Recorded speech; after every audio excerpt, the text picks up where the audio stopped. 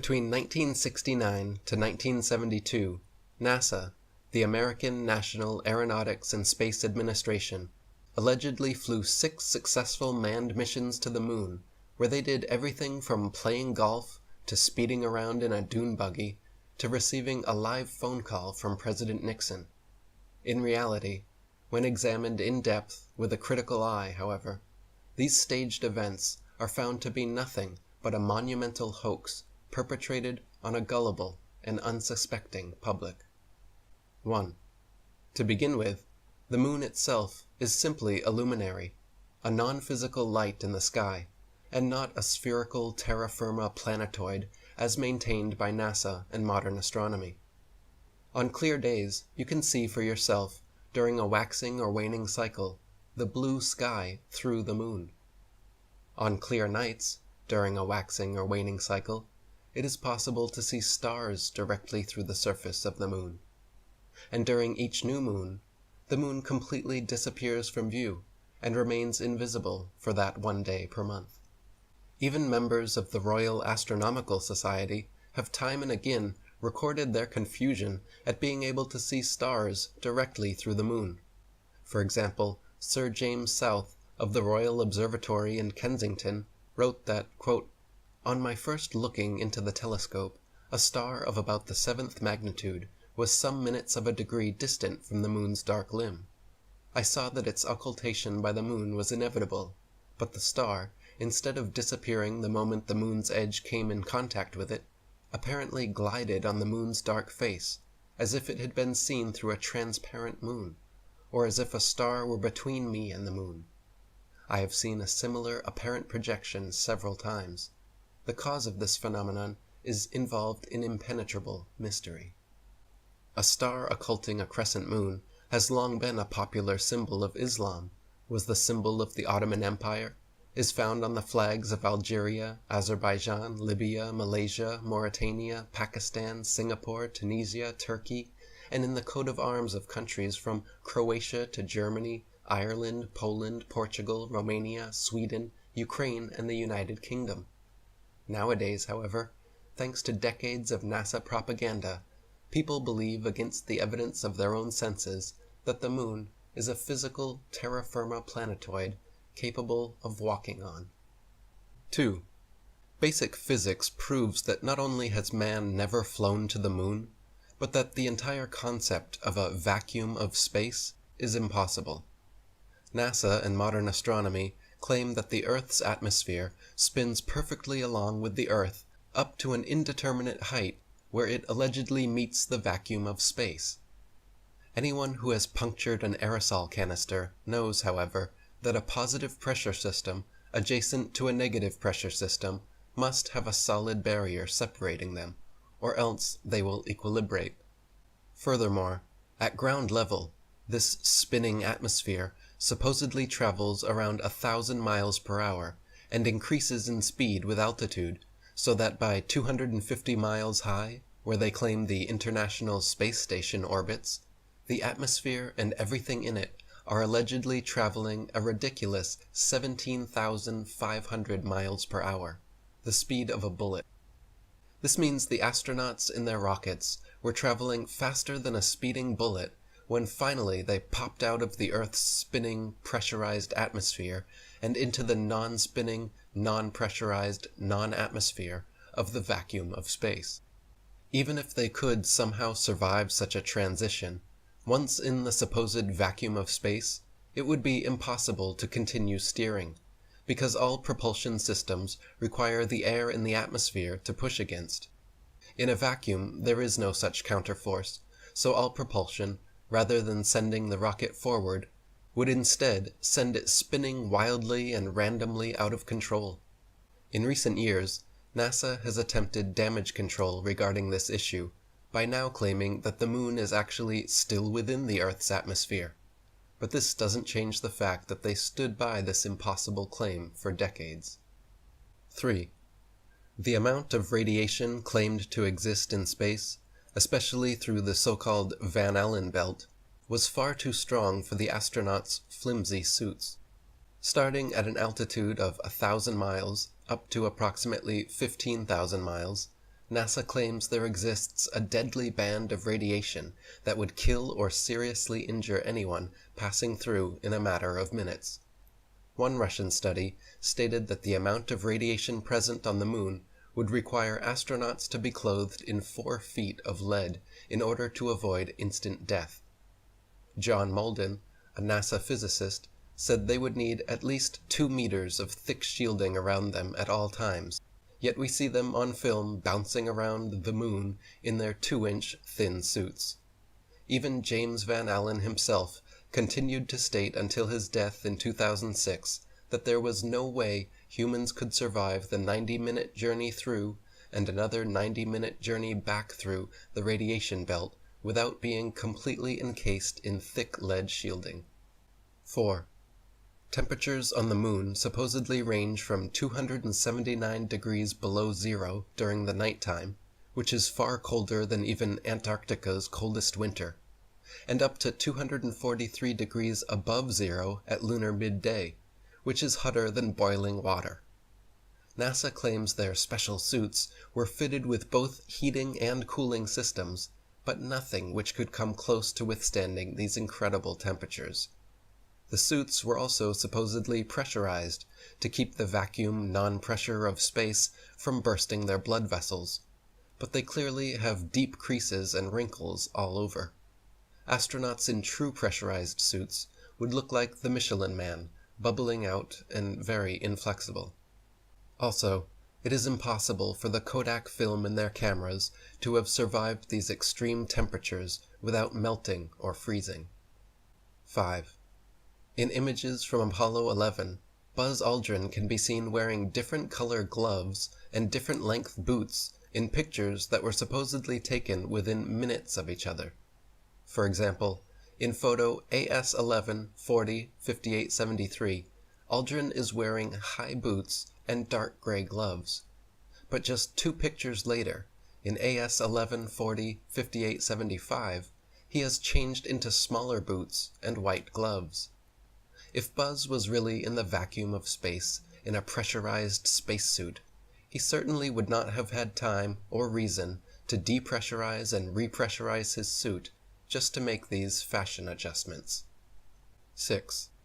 None of the Apollo missions brought any extra studio lighting with them on the lunar lander, so the sun should be the only light source on the moon, and in all pictures taken there. In this case, the light should only come from one direction, and all shadows should be cast in the opposite direction. However, in dozens of official NASA photos, there are shadows being cast in up to 3 directions simultaneously, often at up to 90-degree angles, which can only be the result of multiple light sources not present on the moon. For example, in Apollo 14 photo AS1468-9486, the shadow of the lunar lander in the background is being cast at a drastically different angle from the rocks in the foreground. 7.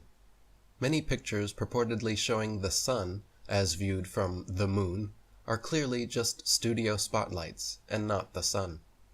Apollo 12 photo AS1246-6765, for example, after computer enhancements, reveals a large light bulb in the center of the sun.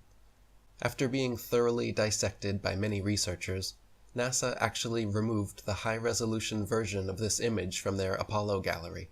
Apollo 11 photo AS11-40-5935 also shows a conical spotlight effect extending from a light just out of frame that is clearly not the sun. 8.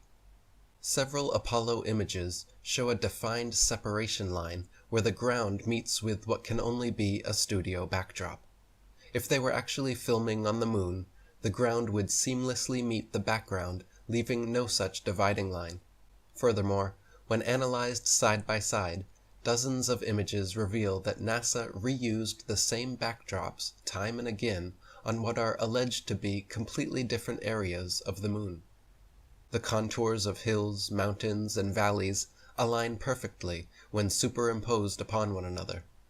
For example, Apollo 15 image AS1582-11057 shows the lunar lander set against a very unique and distinct mountainous backdrop, which, when superimposed over image AS-15 82-11-082, aligns exactly, but with no lunar lander, and a different foreground. Another example is Apollo 17 image AS-17 143-21-972, showing a mountain in the background with a clear foreground, while image AS-17 136-20707 shows the exact same mountain, but now with several large rocks and boulders appearing in the foreground.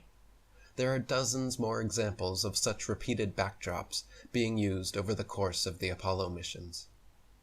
9. Computer enhancements of many NASA images reveal photo manipulation and evidence of studio trickery. For example, as the Apollo 17 lunar lander lifts off, photo AS-17 151-23201 shows a clear shadow being cast on the ceiling of the studio.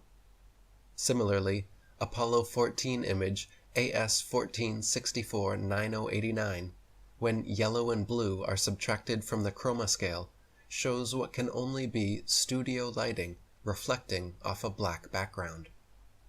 Another Apollo 14 photo, AS-14-66-9306, shows shadows of reticule crosshairs suspended in air over a print underneath, proving it doctored and not an original as claimed. Apollo 12 image AS-12-49-72-78 clearly shows several studio lighting lens flares caused by multiple overhead lights, and Apollo 12 image AS-12-48-70-71 shows what appears to be an overhead light reflecting in Alan Bean's helmet. 10. Computer enhancements done on images of the Earth taken from the Moon reveal clear photo trickery. By gradually removing the hues comprising black from the backgrounds, a bright rectangular artifact appears around the Earth, proving it to be a composite image. For example, Apollo 11 photo AS-11-44-66-42, when manipulated in Photoshop, shows a distinct separation line where the Earth was added into the image. Another example is Apollo 17 image AS-17-134-20-471, which, when enhanced and edited, shows an unmistakable rectangular artifact around the Earth, proving it to be another doctored composite photograph. 11. In the original Apollo 16 photo AS-16-107-174-46, there is a rock with a letter C clearly engraved into it, as well as another C drawn into the dirt next to it. This is characteristic of fake stage rocks on a stage setup, where the set designer demarcates prop positions, and of course not something that would ever be found on the Moon. After being exposed for this, NASA doctored the two C's out of their official version of the photo, but copies of the original photo are still available online. 12. In several bits of video footage from the Apollo missions, there is evidence of the astronauts using wires to achieve a more weightless appearance. During Apollo 14, there are many occasions where light reflects off the wires attached to their backpacks, making them momentarily become visible. During the Apollo 17 flag planting, just as the two astronauts go to shake hands, light pings off the wires from the top of their backpacks all the way to the top of the screen. And during the Apollo 16 mission, when one of the astronauts falls over, he is quickly jerked back up in an impossibly unnatural manner that could only be the result of being lifted by wires. 13. One of the more obvious video anomalies is how several Apollo missions show American flags flapping around in the non-existent space wind. The Moon is supposed to have no atmosphere, and so the flags should have remained perfectly still, but can often be seen moving quite boisterously. NASA claims the astronauts brushing up against them could have caused this, but that is clearly not the case, as the flags stay waving for long periods of time with no astronauts touching or even near them. 14. Another interesting video anomaly is discovered by playing NASA's Apollo footage at double speed, then watching the astronauts walking, running, jumping, or cruising around in their little dune buggy. Without the speed adjustment, there is a quote-unquote low-gravity illusion, as the astronauts seem to float, drift, and glide slowly and smoothly along. But once they are seen at 2 times speed, it becomes clear that they are in quote-unquote normal gravity, walking, running, jumping, and cruising at normal speeds. NASA simply reduced the play speed by 50% in post-production to achieve the desired effect. 15. Another glaring mistake is that none of NASA's images or videos show stars in the background as they should. Just complete blackness, likely because exact star maps as they should appear from the moon would be nearly impossible to fake accurately. The testimony of different astronauts on different missions in their autobiographies and interviews just muddies the waters even more, some of them bragging about the quote, astonishingly brilliant light of the stars, and others saying that they quote, don't remember seeing a single star while on the moon. Such inconsistent testimony, and the fact that none of NASA's moon pictures feature any stars anywhere in their appropriate positions, is yet more strong evidence of studio fakery. 16. Any sovereign-minded, critically thinking adult that honestly examines NASA image AS11 405922 of the Apollo 11 lunar lander supposedly on the moon will see a pathetic 1969 attempt at creating high-tech looking equipment using flimsy construction paper, gold foil, Scotch tape, and metal shower rods. The idea that the piece of junk shown in this official NASA photograph flew to the moon and back is so ludicrous it's laughable. Most unbiased viewers would assume your average high school art class could construct this contraption without much struggle. But official NASA spokesman and astronaut Don Pettit assures us that actually this 1969 technology is so advanced that even with their multi-billion-dollar yearly budget, they cannot for the life of them recreate it now. I'd go back to the moon in a nanosecond, Don informs us, but NASA destroyed that technology, and it's a painful process to build it back again. Apollo 11 mission controller Harold Loden was quoted saying, "The skin on the crew cabin was very thin, and that was all done because of weight saving. If you really took your finger and poked hard at it, you could poke right through the outer skin of the spacecraft. It was about the thickness of 2 layers of aluminum foil." Project manager Thomas Kelly concurred, noting that the skin, the aluminum alloy skin of the crew compartment, was about 12 1/1000ths of an inch thick, equivalent to about 3 layers of Reynolds wrap that you would use in the kitchen. And Apollo astronaut Jim Lovell said, "Whenever I saw a model of the lunar module, it had these rigid sides and really looked strong. Turns out that external portions of the lunar module are actually made up of mylar and cellophane, and it's put together with Scotch tape and staples. We had to have pads on the floor because if you dropped a screwdriver, it would go through the floor." 17. Apollo 11 image AS11 405926 shows a close-up of the foot pads of the lunar lander without a speck of dust on them and without a burn print or crater under its 10,000-pound thrusters, as if the LEM was just gently set down in place by an overhead crane. NASA scientists in their own documents were worried about the lander falling into its own massive burn radius, yet there it sits, with no burn print and spotless clean pads. Even the astronauts' boot prints made deep impressions in the ground, but somehow the lander's thrust of 2,500 newtons left not a trace, no blast hole, and no dust on the pads. 18.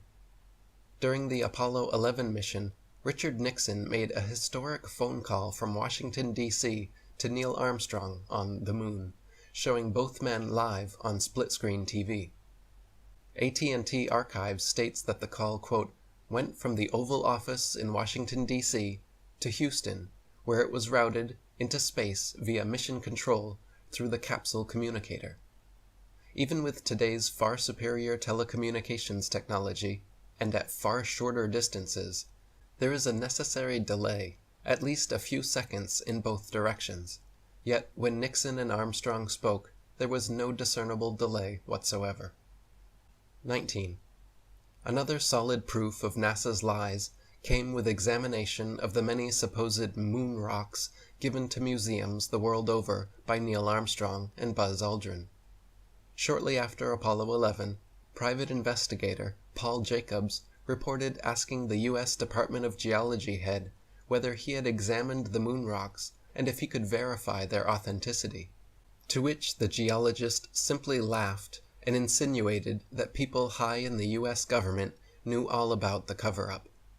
More recently, in 2009, curators at Amsterdam's Rijksmuseum investigated their moon rock personally given to them by Armstrong and Aldrin in 1969, only to find that it was actually just a worthless piece of petrified wood from Earth.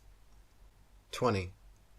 Not only is the entire video record fraught with fraud, but after years of ignoring Freedom of Information Act requests, NASA finally officially claimed in 2001 that all the original Apollo 11 videos had conveniently disappeared from their records so no one could analyze them.